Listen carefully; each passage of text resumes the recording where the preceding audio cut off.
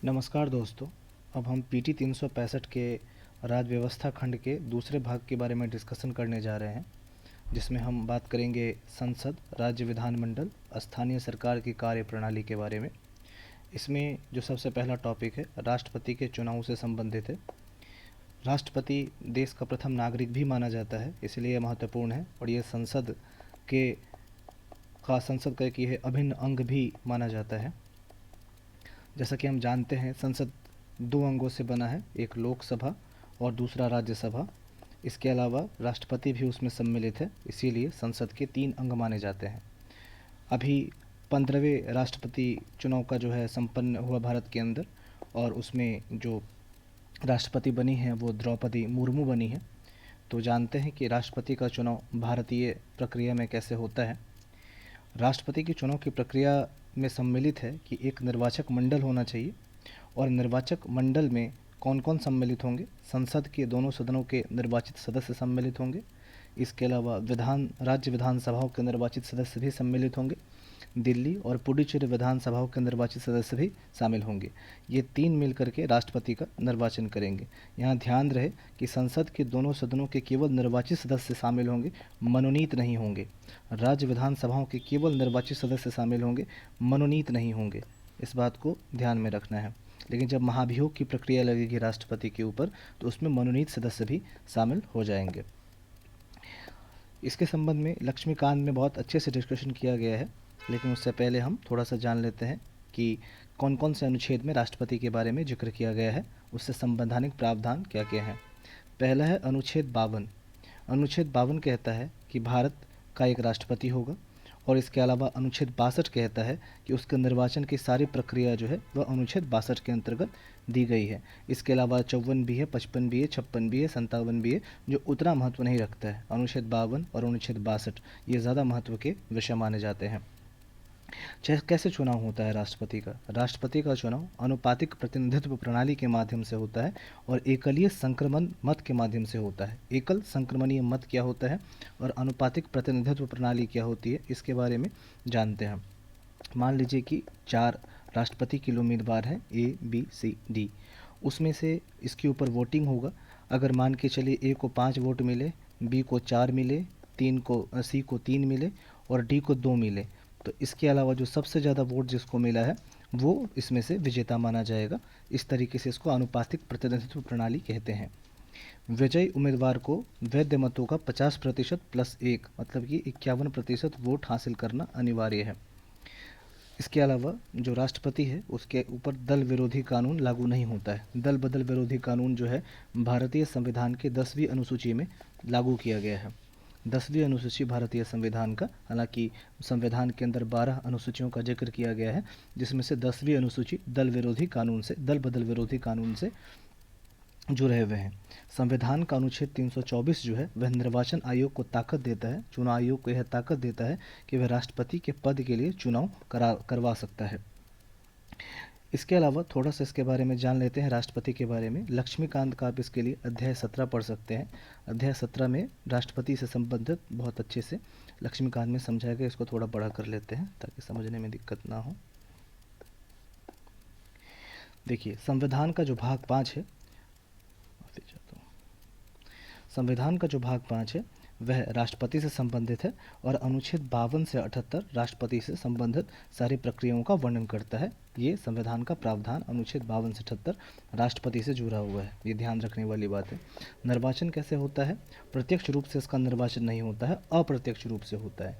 जैसे लोकसभा में का जो निर्वाचन होता है, जिसमें हम अपना प्रधानमंत्री चुनते हैं, वह प्रत्यक्ष रूप से होता है, जबकि राष्ट्रपति का निर्वाचन अप्रत्यक्ष रूप से होता है। हमने पहले भी बताया है कि निर्वाचन में संसद प्लस राज्य के निर्वाचित सदस्य केवल भाग लेते हैं। इसके अलावा केंद्र शासित प्रदेश में दिल्ली और पुडुचेरी के निर्वाचित सदस्य भाग लेते हैं। इससे चुनाव में जब भी कोई विवाद होगा, राष्ट्रपति के चुनाव से संबंधित जब भी कोई विवाद होगा, उसका फैसला सुप्रीम कोर्ट लेगा, और सुप्रीम कोर्ट का फैसला, सर्वोच्च न्यायालय का फैसला अंतिम फैसला माना जाएगा। क्या अर्हता होती है एक राष्ट्रपति बनने के लिए? सबसे पहली अर्हता तो यही होनी चाहिए कि वह भारत का नागरिक हो। दूसरा, उसने लगभग 35 साल की आयु पूर्ण कर ली हो, और तीसरा वे किसी लाभ के पद पर नहीं हो, किसी प्रॉफिट के पद पर नहीं हो। लाभ का पद क्या होता है? जब आप राज्य सरकार अथवा केंद्र सरकार के अधीन किसी ऐसे पोस्ट पर होते हैं जो पोस्ट आपको किसी न किसी रूप में प्रॉफिट पहुंचा रहा है, लाभ पहुंचा रहा है, उसे लाभ का पद कहते हैं। तो ये तीन अगर आप अर्हताएँ पूरी करते हैं, तीन क्वालिफिकेशंस पूरी करते हैं, तो आप राष्ट्रपति के लिए योग्य हैं। लाभ का पद को, ये ध्यान देने वाली बात है कि लाभ के पद को संविधान में कहीं भी परिभाषित नहीं किया गया है। ये प्रश्न यूपीएससी के प्रीलिम्स में भी पूछा गया है 2020 में, आई थिंक 2020 में पूछा गया है कि संविधान, लाभ का पद क्या संविधान में परिभाषित किया गया है? तो नहीं, संविधान में इसके बारे में कोई भी उपबंध नहीं है। इसके अलावा इसको जो लोक प्रतिनिधित्व अधिनियम है, जिसको हम आरपीए 1951 कहते हैं, उसमें भी कहीं भी लाभ के पद को परिभाषित नहीं किया गया है। इसके अलावा प्रेसिडेंट, गवर्नर, स्टेट मिनिस्टर, ये सब लाभ के पद के अंतर्गत नहीं आते हैं। ये भी ध्यान देने वाली बात है। शपथ कौन दिलाता है राष्ट्रपति को? शपथ दिलाता है CGI, chief justice of India, जो भारत का मुख्य न्यायाधीश है, वह शपथ दिलाता है। कितनी पदावधि होती है राष्ट्रपति की? 5 वर्ष होती है। और त्यागपत्र वो किसको देगा? वाइस प्रेसिडेंट को दे सकता है, उपराष्ट्रपति को दे सकता है। अब राष्ट्रपति के ऊपर महाभियोग कब लगाया जा सकता है? महाभियोग का सीधा सामान्य मतलब होता है कि राष्ट्रपति को उसके पद से हटा देना। राष्ट्रपति का महाभियोग का जो प्रक्रिया है वो बहुत कठिन मानी जाती है। इसके लिए संसद की विशेष बहुमत की आवश्यकता पड़ती है। विशेष बहुमत का मतलब होता है कि आधे से अधिक राज्यों का इसमें सहमति लेना अनिवार्य होता है जब भी विशेष बहुमत की प्रक्रिया लगाई जाएगी। 3 तरीके से किसी भी चीज़ को पास किया जाता है। एक होता है सामान्य बहुमत, एक होता है विशेष बहुमत, और एक अन्य होता है जो मुझे ध्यान में नहीं आ रहा है।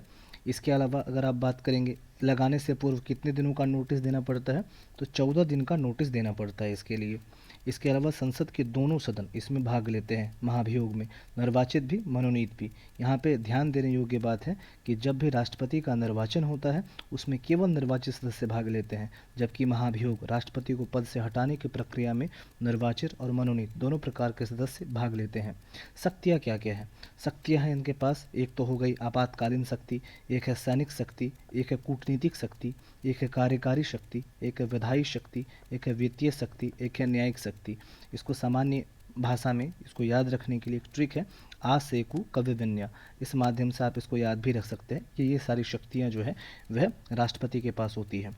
राष्ट्रपति चाहे तो संयुक्त अधिवेशन भी बुला सकता है, जॉइंट सेशन या जॉइंट मीटिंग भी बुला सकता है, और इसकी अध्यक्षता कौन करेगा? लोकसभा का स्पीकर करेगा, लोकसभा का अध्यक्ष करेगा। इसके अलावा जो राज्य की विधायिका का जो बिल होगा, राज्य विधायिका का जो विधेयक होगा, उसमें प्रेसिडेंट स्वीकृति देने के लिए बाध्य नहीं है। धन विधेयक संसद में ही पेश हो सकता है और इसके लिए प्रेसिडेंट की पूर्वानुमति की भी आवश्यकता है। सैन्य न्यायालय द्वारा जो भी सज़ा दी जाएगी उसको राष्ट्रपति चाहे तो माफ़ कर सकता है। मार्शल लॉ में जो भी सज़ा दी जाती है राष्ट्रपति के पास उसको माफ़ करने का अधिकार है। इसके पास लगभग 3 प्रकार के वीटो भी पाए जाते हैं। एक है अत्यांतिक वीटो, एक है विशेषित वीटो, और एक है निलंबनकारी वीटो। अत्यांतिक वीटो क्या होगा? इसमें जब भी कोई विधायिका कोई अधिनियम या कोई बिल पारित करती है तो राष्ट्रपति चाहे तो उस बिल को अपने पास सुरक्षित रख सकता है। विशेषित वीटो क्या होती है? विधायिका द्वारा जब किसी चीज़ को उच्च बहुमत से निरस्त कर दिया जाता है तो उसको विशेषित वीटो भी कहा जाता है। इसके अलावा निलंबनकारी वीटो क्या होता है? साधारण बहुमत द्वारा जब किसी बिल को निरस्त किया जाता है तो वह निलंबनकारी वीटो है। ये तीनों वीटो राष्ट्रपति की शक्तियाँ हैं। संविधान संशोधन के मामले में ये ध्यान देने वाली बात है, संविधान संशोधन के मामले में राष्ट्रपति के पास कोई भी वीटो शक्ति नहीं है। इसके अलावा संविधान संशोधन विधेयक के मामले में संसद में ही केवल संविधान संशोधन विधेयक बिल लाया जा सकता है। राज्य विधायिका में संविधान संशोधन बिल नहीं लाया जा सकता है। अध्यादेश के बारे में बात करें, मंत्रिमंडल की सलाह पर जारी किया जा सकता है अथवा खत्म किया जा सकता है अध्यादेश को। संविधान संशोधन को अध्यादेश के द्वारा नहीं लाया जा सकता है। क्षमादान की शक्ति क्या, जो राष्ट्रपति की क्षमादान की शक्ति है, क्या उसको न्यायिक समीक्षा उसकी की जा सकती है, जुडिशियल रिव्यू किया जा सकता है? तो नहीं, उसका जुडिशियल रिव्यू भी नहीं होगा। अगर उसने किसी को क्षमा कर दिया तो उसके बाद उसका कोई रिव्यू नहीं होगा, उस पर कोई समीक्षा नहीं होगी। जो इंपॉर्टेंट आर्टिकल याद रखने वाली है वो है 53, 74, 75। 53, 74, 75 क्यों इंपॉर्टेंट है? पहला, क्योंकि राष्ट्रपति के अंदर जो कार्यपालिका की शक्ति है वो इसी आर्टिकल से उसे मिलती है, इसी अनुच्छेद से मिलती है। इसके बाद 74 है, राष्ट्रपति की सहायता के लिए मंत्रिमंडल जो है वो रहता है, जिसको हम प्रधानमंत्री के द्वारा जो गठित मंत्रिमंडल कहते हैं। इसके अलावा अनुच्छेद 75 है, जिसमें मंत्रिपरिषद जो है वो सामूहिक रूप से लोकसभा के प्रति उत्तरदायित्व रखता है या उत्तरदायी है।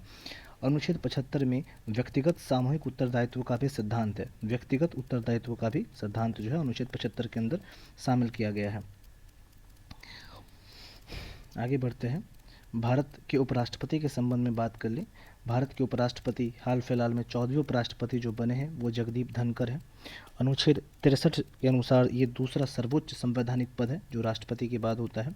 अनुच्छेद 63 कहता है कि भारत का एक उपराष्ट्रपति होगा और अनुच्छेद 68 में भारत के उपराष्ट्रपति से संबंधित निर्वाचन की प्रक्रिया और उसके पदावधि की समाप्ति का पूरा वर्णन किया गया है। उपराष्ट्रपति के बारे में यहाँ पे वैसे मैंने डाल दिया है, नहीं तो आप चाहें तो लक्ष्मीकांत का अध्याय 18 पढ़ सकते हैं, उसमें इसके बारे में विस्तृत रूप से चर्चा की गई है। मैंने उसका शॉर्ट नोट्स बना करके यहाँ पे दे दिया है। उपराष्ट्रपति को भारतीय संविधान के अनुच्छेद 63 और 71 के अंतर्गत शामिल किया गया है। इसके अलावा यह दूसरा सर्वोच्च पद है देश का।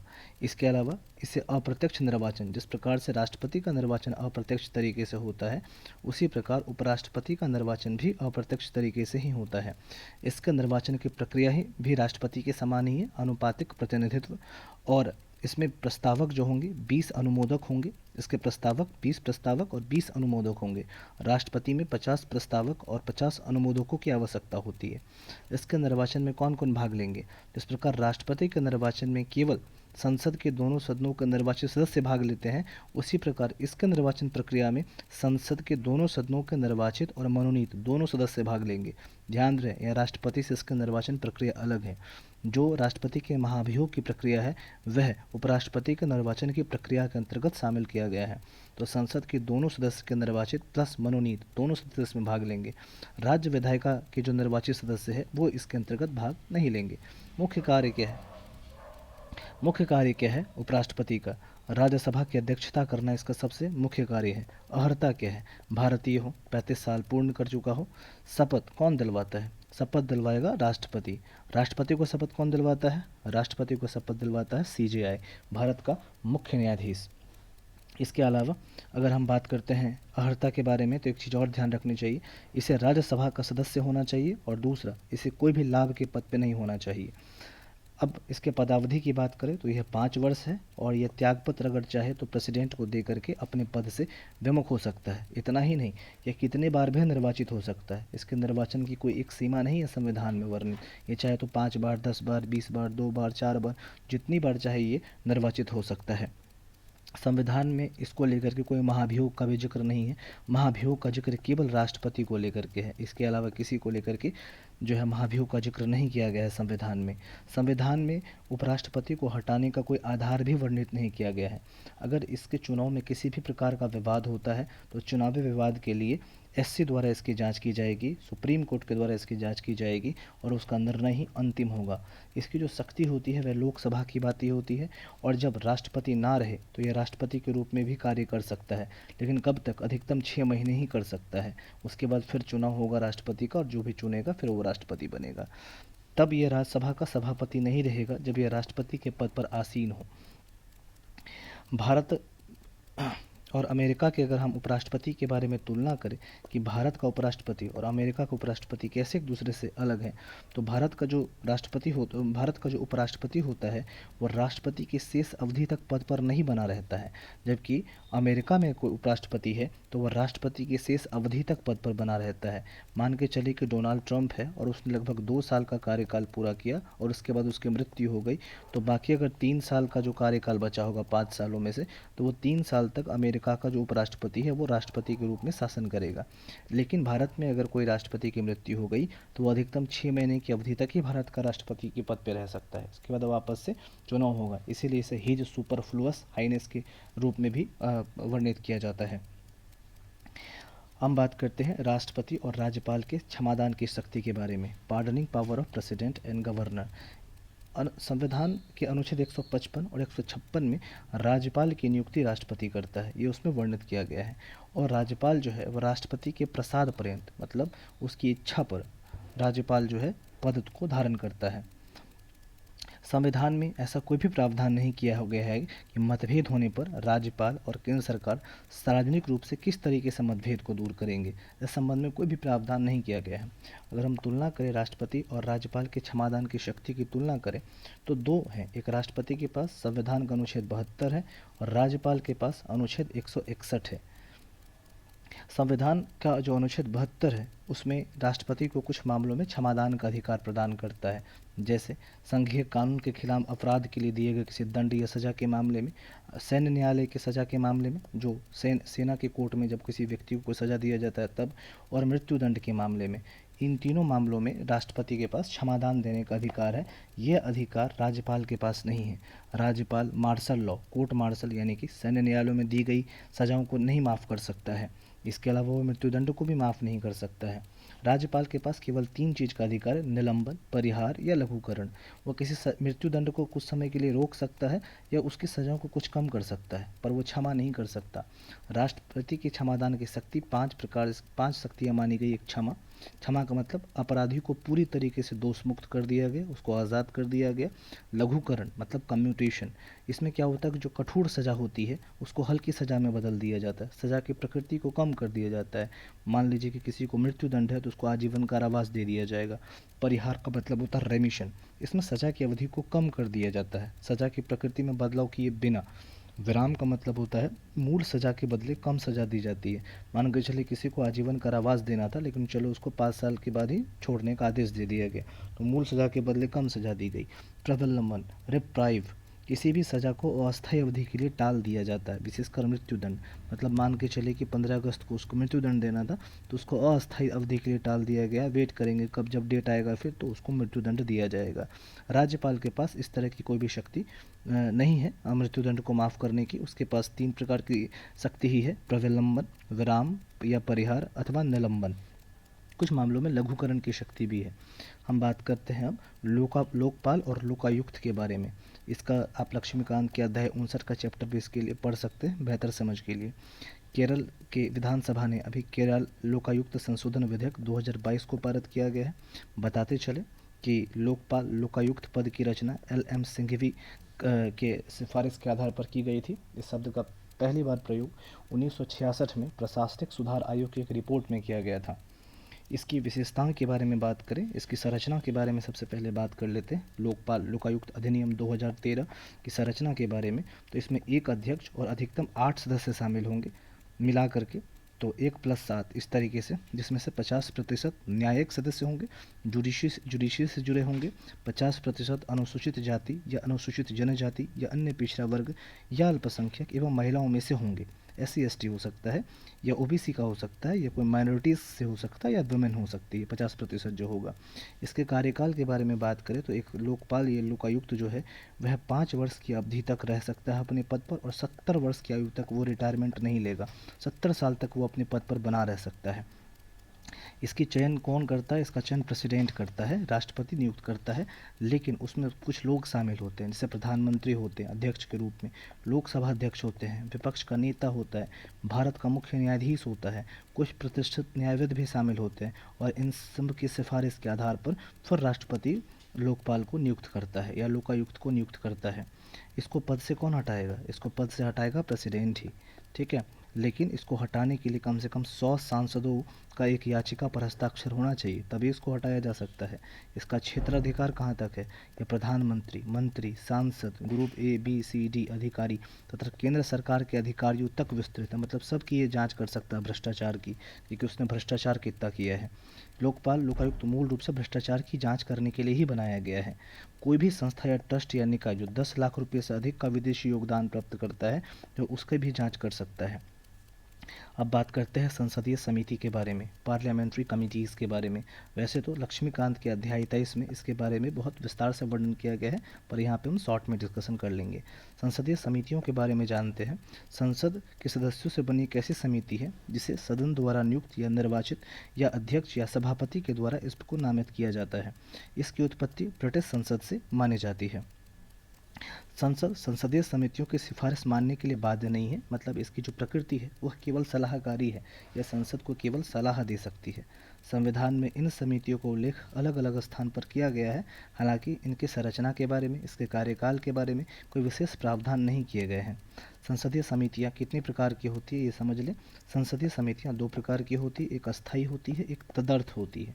अस्थायी समिति की जो प्रकृति होती है वो अस्थायी होती है, मतलब ये लंबे समय तक बने रहते हैं और इनका गठन नियमित आधार पर समय समय पर किया जाता है। जबकि तदर्थ समितियां हैं उनकी प्रकृति अस्थायी होती है। एक बार जब इस समिति का कार्य पूरा हो जाता है तो समाप्त कर दिया जाता है अथवा इसे भंग कर दिया जाता है। अगला जो टॉपिक है राष्ट्रीय नागरिक रजिस्टर के बारे में है, एनआरसी के बारे में है।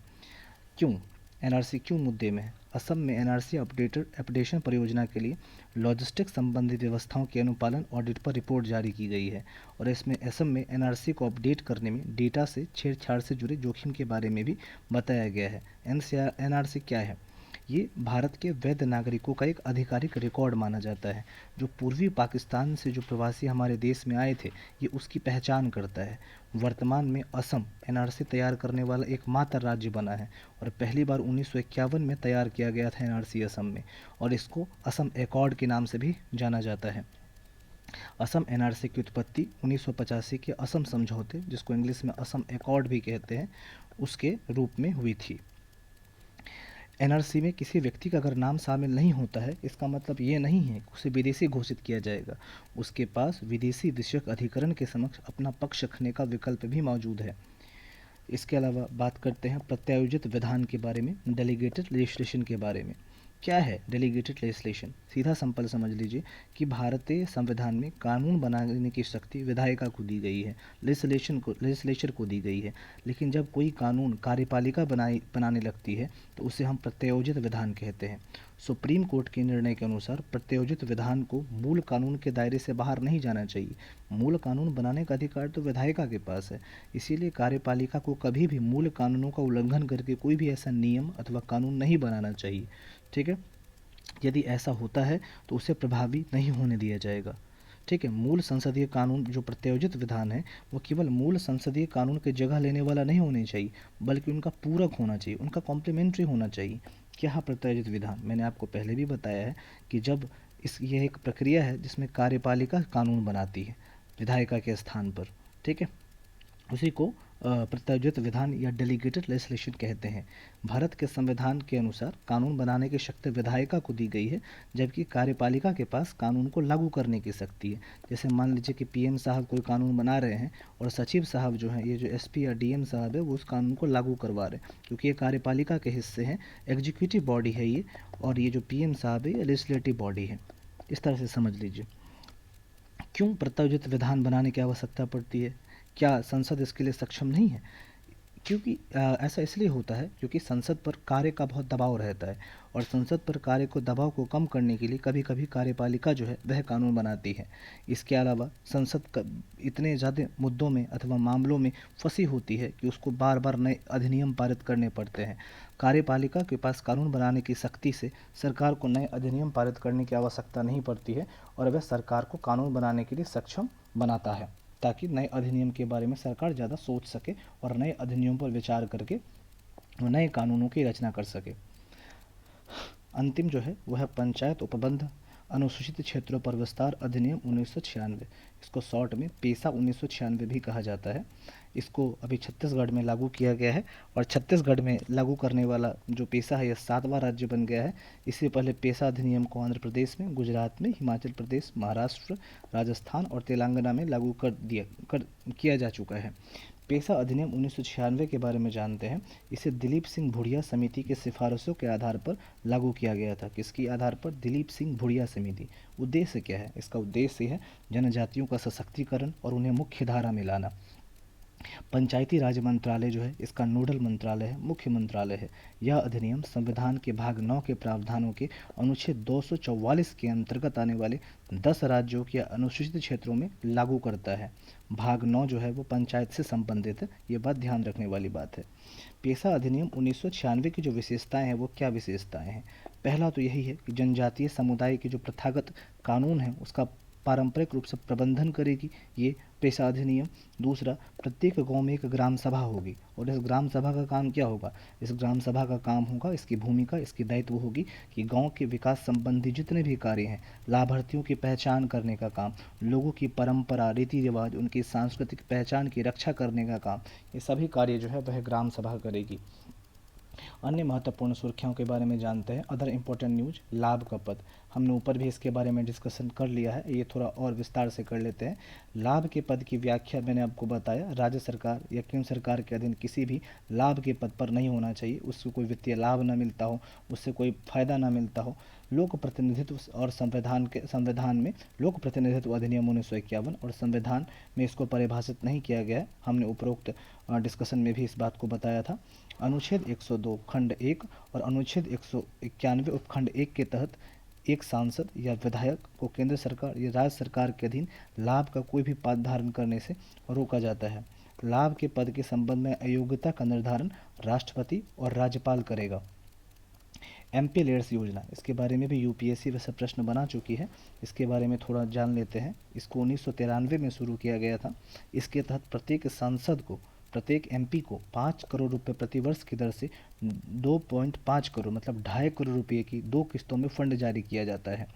और इसको क्यों जारी किया जाता है? ताकि यह जो है अपने जिला का विकास कर सके, इसलिए इसको जारी किया जाता है। ध्यान रहे, जो एमपी लेड्स के अंतर्गत जो निधियाँ होती हैं वो व्यपगत नहीं होती, लैप्स नहीं होती, मतलब अगर सांसद इसका उपयोग नहीं करता है तो ये पैसा वापस सरकार के पास नहीं जाएगा, बल्कि सांसद के अकाउंट में ही रह जाएगा, वे निधि उसी अकाउंट में पड़ी रहेगी, एमपी लेड्स के अकाउंट में।